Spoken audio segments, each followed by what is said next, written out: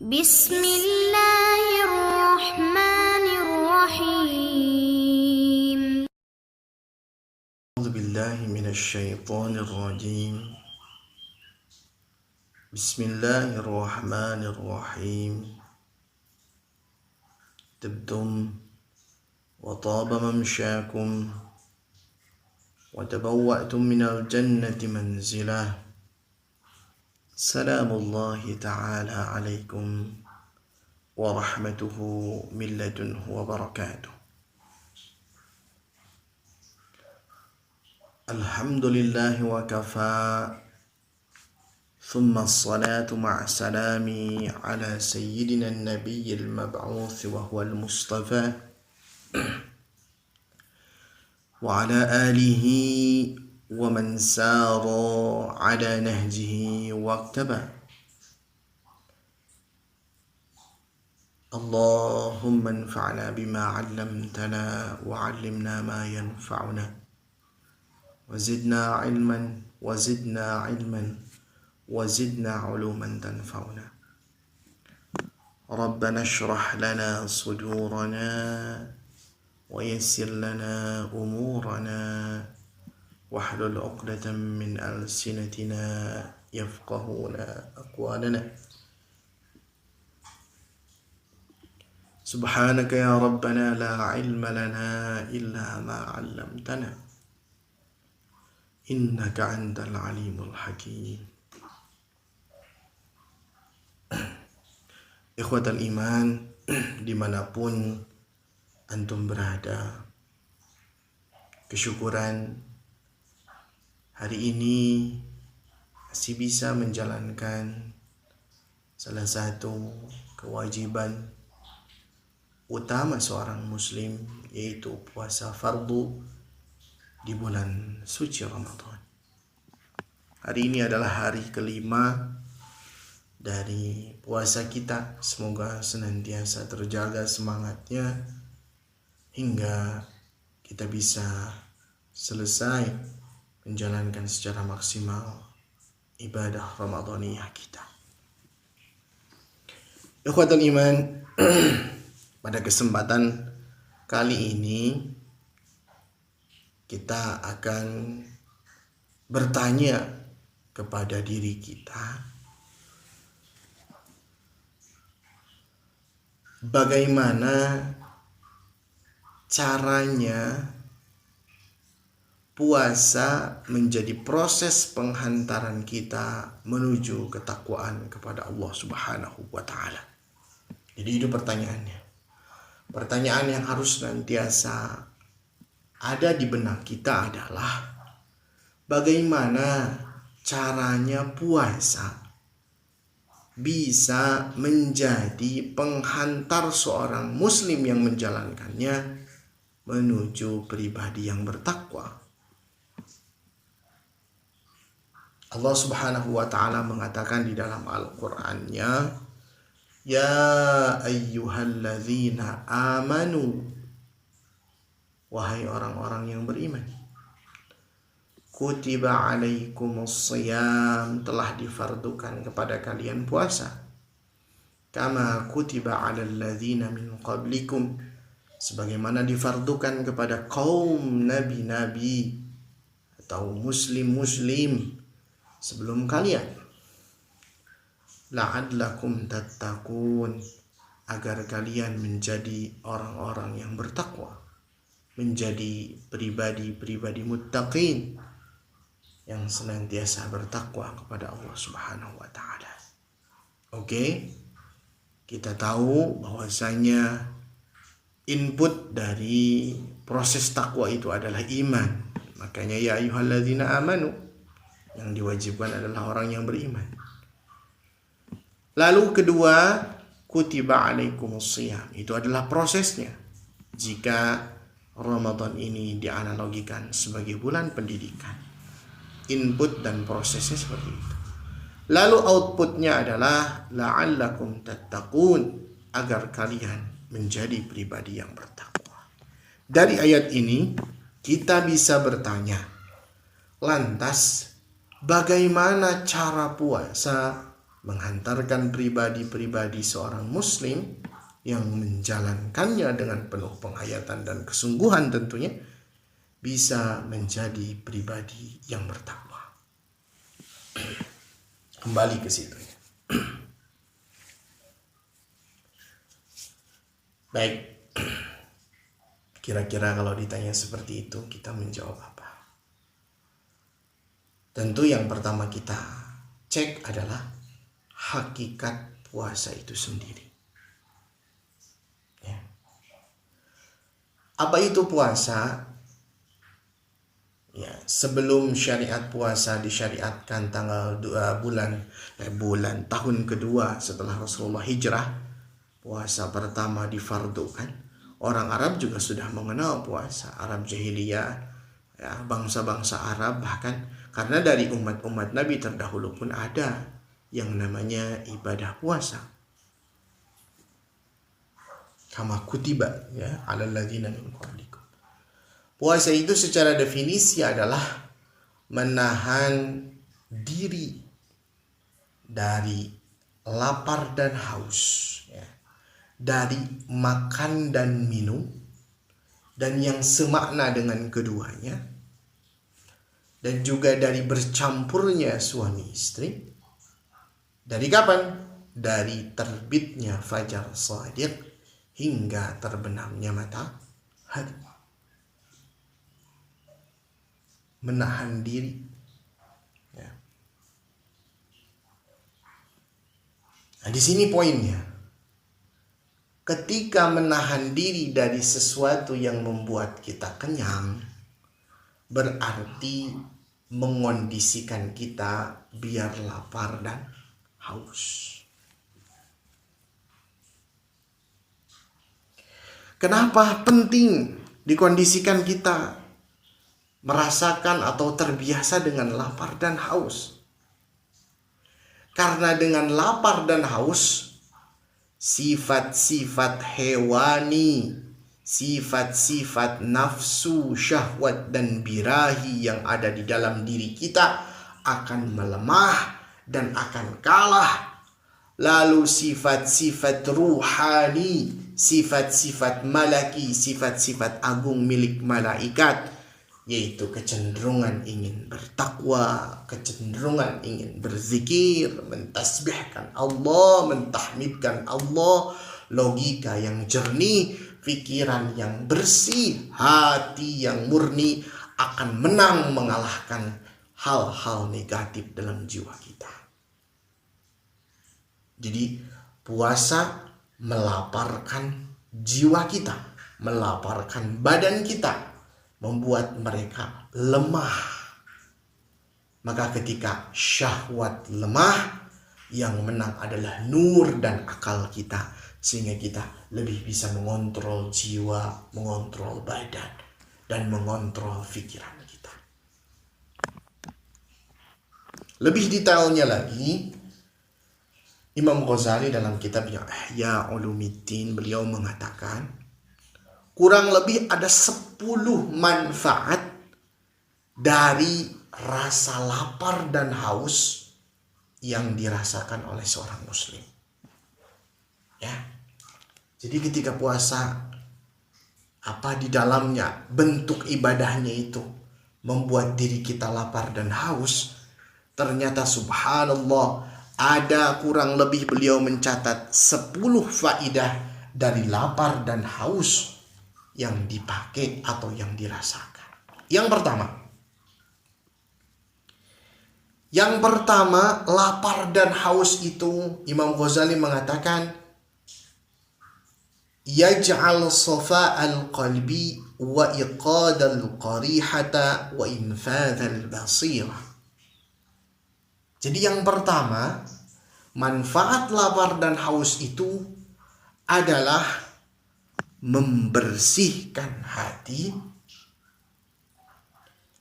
membangkitkan bakat yang ada dalam diri,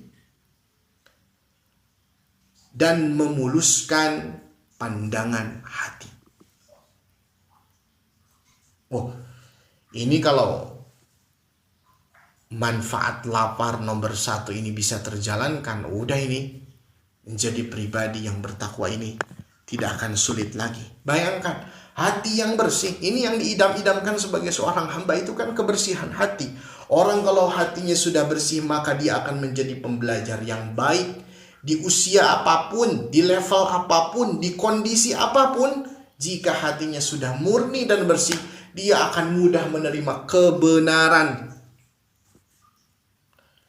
Kemudian kalau dia berjuang dengan hati yang bersih, dia akan menjadi pejuang yang jujur, pejuang yang tulus, pejuang yang tidak mencari citra dan penilaian orang, tapi murni terus. Oh, ini udah gerbang ya. Nomor 1, manfaat lapar itu adalah safaul qalbi, membersihkan hati.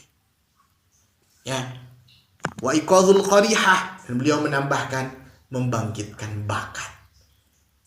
Kata Imam Ghazali, anak kalau terlalu kenyang, hafalannya akan rusak, ya. Pikirannya akan lemah, ya. Dan cara daya tangkapnya menjadi lambat. Nah, melaparkan, melatih dengan lapar itu dengan puasa, itu tadi bisa mensucikan hati dan bisa membantu untuk memancing bakat kita, yaitu bakat kecerdasan dalam jiwa kita. Itu yang pertama. Kemudian lanjutan dari manfaat yang kedua itu adalah menajamkan mata batin manusia. Ya. Atau dalam bahasa sederhananya firasat muslim, ya. Firasat muslim akan tajam, kehati-hatiannya juga akan tinggi. Ya. Beliau menyadur sebuah riwayat mengatakan, lapar itu karwa'adi, seperti guntur atau petir, ya. Al-qana'ah mithlus sahabi, rasa cukup atau qana'ah sederhana adalah awan yang mendung. Wal hikmatu kal matari, dan hikmah itu seperti hujan. Nah, hujan, hikmah, ilmu akan turun mengguyur jika awan dan petirnya sudah ada proses menuju hujan. Kemudian manfaat kedua dari menahan lapar dalam puasa itu adalah melembutkan hati. Nah, ini penting. Kadang kita merasa sholat itu gak ngefek kepada hati kita. Tilawah itu gak menggetarkan jiwa kita. Melihat orang yang dalam kelemahan, dalam membutuhkan, kondisi membutuhkan, hati kita tidak tergerak. Orang rame-rame mengerjakan kebaikan, at-ta'awun 'alal birri wat taqwa, saling menopang, saling mengingatkan. Hati kita nggak ada greget untuk ikutan. Ya. Bisa jadi itu lantaran hati kita sedang keras. Hati kita sedang qaswah. Hati kita tidak lembut. Maka cara melembutkan hati adalah dengan membuat badan kita lapar dan haus. Kenapa? Karena sepanjang manusia tidak pernah bisa merasakan kelemahan dirinya, sepanjang itu pula dia tidak akan menyaksikan keagungan dan kemahaperkasaan Rabb-Nya. Singkatnya, ketika hamba tidak bisa merasakan hal sulit dalam hidupnya, maka dia tidak akan mudah menemukan rasa syukur dalam jiwanya. Jika tidak mampu menemukan titik lemah dalam jiwanya, maka sulit untuk menemukan titik keagungan Rabb yang memberikan anugerah pada dirinya.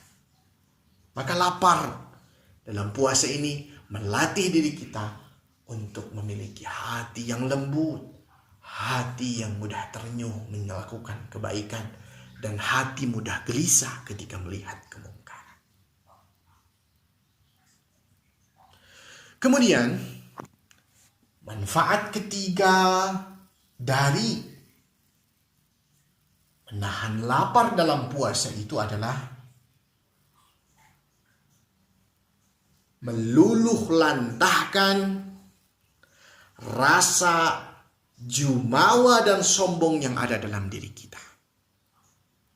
Al-inkisar wa dhul wa zawalul batri wal farh.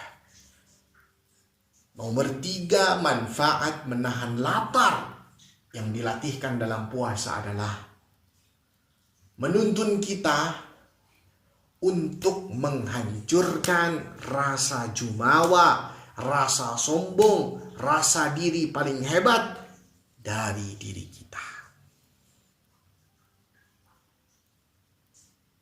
Ya. Orang biasanya kalau kenyang, nafsunya besar. Orang biasanya kalau senantiasa menghitung-hitung dunia, dia cenderung tidak mudah menerima kebenaran dari siapapun. Akan membatasi kebenaran dengan strata-strata sosial, dengan level-level kekayaan. Ya. Orang ketika terpenjara dengan dunia, kemudian dia salah, lalu diingatkan. Cuman ketika yang mengingatkannya level sosialnya di bawahnya, dia tidak mau menerima. Maka rasa lapar yang diajarkan oleh puasa itu melatih kita menghancurkan rasa jumawa dan rasa sombong dalam jiwa kita. Abu Jahal itu tahu Nabi Muhammad itu jujur. Tapi karena merasa Abu Jahal lebih tinggi stratanya di kalangan Quraisy, dan Muhammad di bawahnya, Nabi Muhammad di bawahnya, lalu dia gak mau menerima kebenaran yang dibawa, risalah yang dibawa, sombong.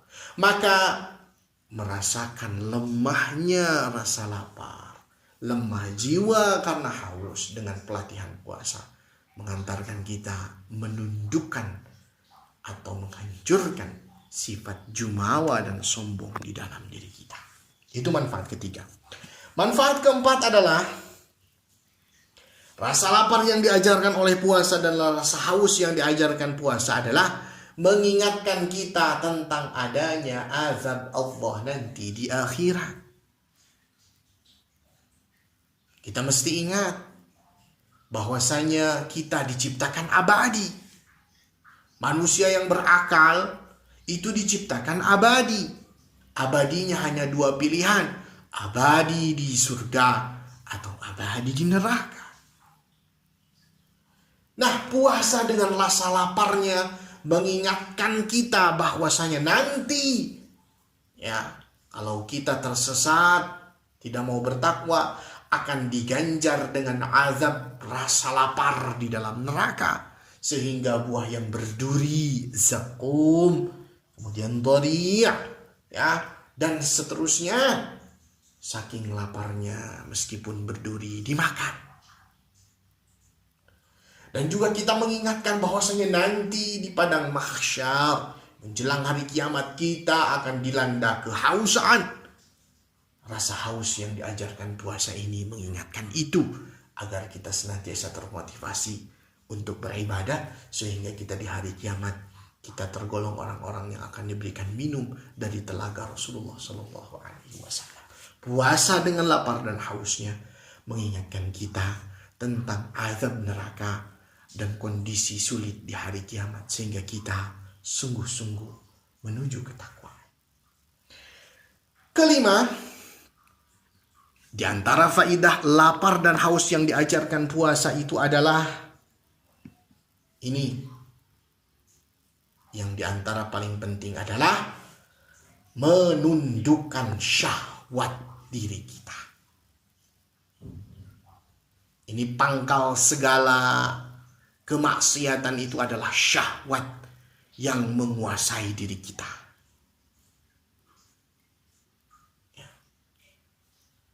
Maka dengan lapar dan hauslah cara mengalahkan syahwat yang ada pada diri kita.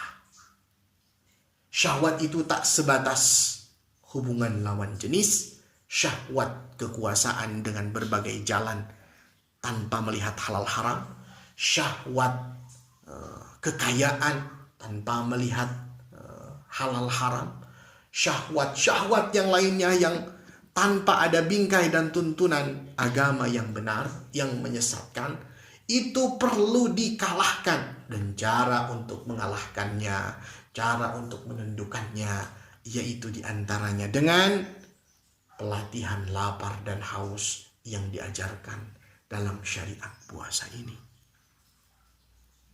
Ya, Imam Ghazali mengatakan, al-ju'u yakfi syarraha. Rasa lapar mampu menghentikan keburukan dari syahwat tersebut. Wa idza syabi'a ar-rajulu lam yamlik farjahu. Seorang laki-laki ketika dia kenyang, maka dia tidak mampu mengontrol kemaluannya, syahwatnya. Ya, nah kita dengan bahasa simpel, kalau kita lapar, ya kita gak mungkin macam-macam. Kalau kita di kondisi lemah, kita gak mungkin mikir yang macam-macam. Kita gak mungkin ngehalu. Tapi pikiran kita bagaimana kita makan. Nah, puasa mengajarkan kita untuk berlepas diri dari belenggu syahwat tersebut. Baik, yang keenam di antara manfaat dari lapar dan haus yang diajarkan oleh puasa adalah menahan dari ngantuk dan mampu kita bergadang lebih lama untuk ibadah. Ya, ini dengan bahasa sederhana, orang kalau banyak makan pasti banyak minum. Kalau banyak minum pasti banyak tidur. Dan orang yang banyak tidur tentu tidak akan produktif hidupnya. Waktu-waktu berkah dan waktu produktifnya dihabiskan dengan tidur. Maka puasa datang untuk melatih diri kita menjadi lebih sedikit tidur. Ya. Orang lapar, ya, dibawa tidur, dipaksain, dimerem-meremin, tetap aja lapar pikirannya. Baik, selanjutnya yang ketujuh, manfaat yang ketujuh dari lapar dan haus yang diajarkan oleh puasa adalah taisirul muwadzabati 'alal ibadah. Memudahkan untuk menjaga ketaatan, memudahkan diri kita lebih ringan untuk menjalankan ibadah-ibadah yang disyariatkan oleh Allah Subhanahu wa taala. Orang, ya, kalau kekenyangan biasanya malas sholat, malas tilawah. Ya, contoh aja, kita kalau habis buka terus kekenyangan buka puasanya itu kan serba masuk. Kurma, air putih, belum cendol, ya, belum kolak, ya, belum nasi kan. Setelah nasi cuci mulut lagi pakai buah. Belum kerupuknya, belum gorengannya.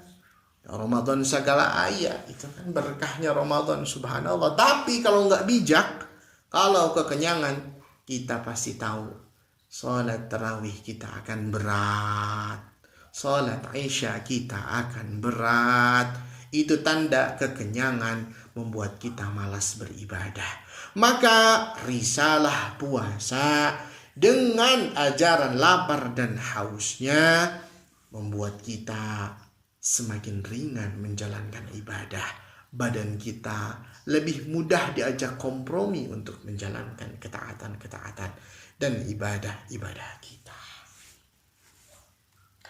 Kemudian selanjutnya, yang kedelapan, manfaat dari lapar dan haus yang diajarkan dalam puasa adalah menjadikan badan kita sehat dan terhindar dari penyakit. Ya, ini udah sama-sama kita tahu. Ya. Kalau dulu ada anggapan orang gemuk itu tanda sehat. Kalau dulu ya, orang kurus itu berarti penyakitan, cacingan. Sekarang kebalik. Semakin berkembangnya ilmu kedokteran, justru yang rawan terkena penyakit itu adalah orang gemuk. Pola makannya berarti tidak terkontrol. Maka ketika pola makan tidak terkontrol, kandungan-kandungan nutrisi berlebih, asam berlebih, gula berlebih, tekanan darah berlebih, dan seterusnya. Maka lapar dan haus selayaknya atau semestinya, risalah lapar dan haus sebagai ajaran dalam puasa ini membuat kita semakin sehat. Itu ada sebuah riwayat, meskipun ini hadisnya bukan hadis yang sahih. Sumu tasihu, puasalah kalian maka kalian akan sehat, kata Nabi. Memang benar dari segi makna, ya, dari segi makna itu benar, sangat benar. Ya, dengan controlling makanan maka kita lebih mudah mengontrol kesehatan kita. Ya, sumu tasihu. Kemudian manfaat terakhir, mohon maaf sebelum terakhir, yang kesembilan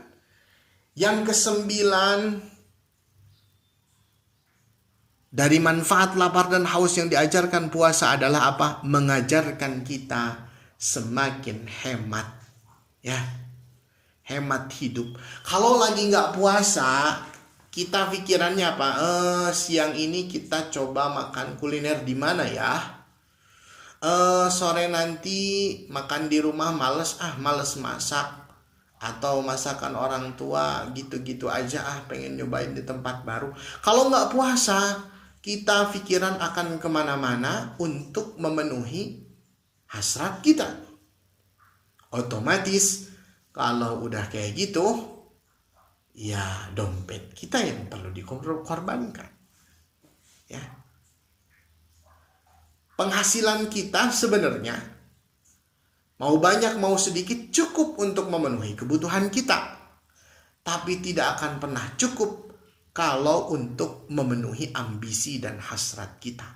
Nah, puasa ini dengan lapar dan hausnya mengajarkan kepada kita untuk menundukkan syahwat, ambisi dan hasrat-hasrat tadi.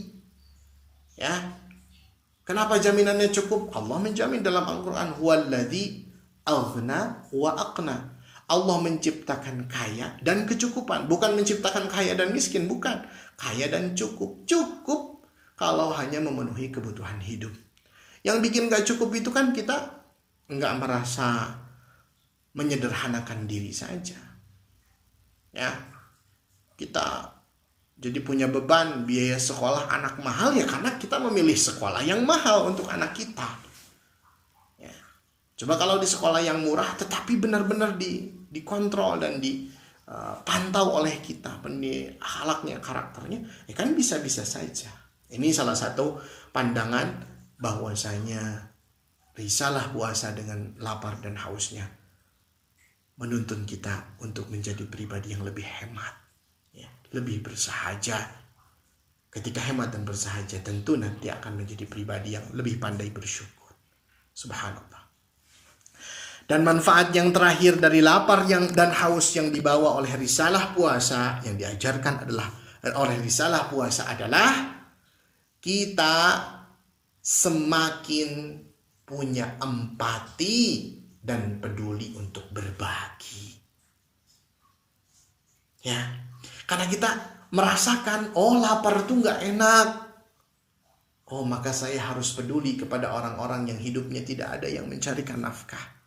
Janda-janda tua, yatim piatu dan duafa, lebih tergerak hatinya untuk berbagi. Kenapa? Karena dia merasakan lapar dan haus. Kemudian jika ada kelebihan harta, dia lebih mudah tergerak untuk membantu sesama. Itulah fungsinya lapar dan haus yang dibawa sebagai ajaran oleh puasa, menuntun manusia untuk semakin terpanggil hatinya untuk berbagi, untuk berdonasi, untuk peduli kepada sesama, dan subhanallah ya, para ulama mengatakan jika ada orang miskin yang mati kelaparan di sebuah tempat, pasti di situ ada orang kaya yang jahat. Kenapa? Kalau setiap orang kaya peduli kepada sesama, maka orang miskin akan tercukupi kebutuhannya. Bukan menjadi mewah ya, tetapi tercukupi kebutuhannya dan tidak akan ada yang mati kelaparan. Ya. Itu di antara 10 faidah ajaran puasa dengan pelatihan lapar dan haus di dalamnya, membuat diri kita semakin hatinya bersih, hatinya lembut, ringan menjalankan ibadah, membuat badan kita sehat, menaklukkan hawa nafsu, menyedikitkan istirahat atau tidur lebih banyak ibadah, mengingat kembali azab Allah Subhanahu wa ta'ala, ya, membuat diri kita menjadi hemat dan bersahaja, membuat diri kita menjadi pribadi yang mudah peduli dan mudah terpanggil. Maka itulah prosesnya puasa mengantarkan kita menuju pribadi yang bertakwa. Itu mungkin di antara tafsiran Allah Subhanahu wa ta'ala berfirman dengan kutiba alaikumusiyam, proses puasa diwajibkan kepada kalian, lalu buahnya adalah takwa. Karena risalah puasa diantaranya tadi, dari lapar dan hausnya saja yang dibawa ajaran, ya, pendidikan lapar dan hausnya saja yang dibawa dari risalah puasa punya 10 manfaat. Maka dari sini saja kita akan percaya bahwasanya puasa mengantarkan pribadi yang menjalankannya menuju pribadi yang bertakwa. Semoga kita termasuk di dalamnya. Benarnya dari Allah Subhanahu wa ta'ala, ya, mungkin sampai cukup sekian. Benarnya dari Allah Subhanahu wa ta'ala melalui taufiknya. Salahnya karena keterbatasan bacaan, karena keterbatasan mendengarkan, karena keterbatasan pembelajaran saya al-faqir, maka kepada Allah memohon ampun, kepada antum mohon dimaafkan. Semoga kita termasuk orang-orang yang berhasil menjadikan puasa sebagai proses menuju pribadi yang lebih bertakwa. Hadanallahu wa iyyakum ajma'in. Salamullahi ta'ala alaikum warahmatuhu min ladunhu wa barakatuh.